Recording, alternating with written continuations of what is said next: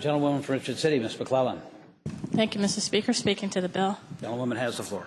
Thank you, Mr. Speaker. Ladies and gentlemen of the House, a few years ago, some of you heard me tell the story about my great-grandfather who, when he went to register to vote, had to take a literacy test.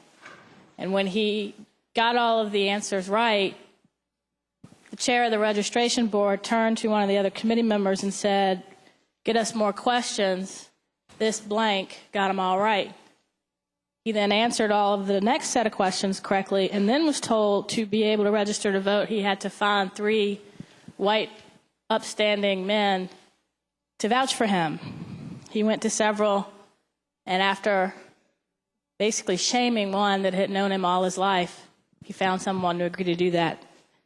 That is why any bill that places any barrier to someone exercising their fundamental right to vote is anathema to many citizens of the Commonwealth of Virginia who fought and were terrorized and in some cases died to exercise that right. You heard me earlier tell you the legacies, one of the legacies of the Racial Integrity Act of 1924 and how many of our citizens born as late as 1946 don't have birth certificates. And many of those folks no longer drive. And they don't have any of the valid forms of photo ID that this bill would now allow them to have. Now, I know the gentleman from Albemarle says, well, you can get a free one from your local registrar.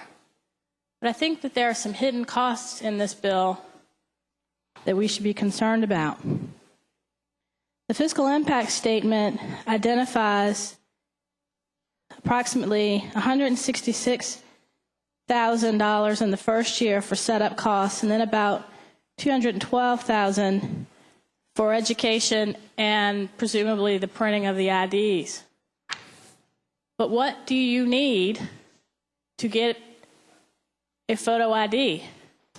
If the purpose of this bill is to prevent someone from showing up, claiming to be someone that they're not, then they're going to have to prove to the registrar that they are who they say they are. And to do that, they will need a birth certificate, a valid driver's license, a passport, many documents that in a post-9/11 world are very difficult for even people born right here to get and prove their citizenship. Someone's going to have to pay for many of these documents. Either to pass constitutional muster, the local registrars will have to absorb that cost, and that cost is not identified in this fiscal impact statement, or the voter will have to do it. That, ladies and gentlemen, is a poll tax that has been declared illegal in this country after it was used to deny many people of color their right to vote. So there are some hidden costs, either to the voter or to the local registrar, that some estimates show range from $7 million to $21 million. But more than that, we break the trust of those who fought and in some cases died for many, many years to ensure that they and their children and their grandchildren and even their great-grandchildren could show up and cast their inalienable right to vote that was so important that it was enshrined in the Constitution itself, at least for some. And then after many shed blood on battlefields, was given to others.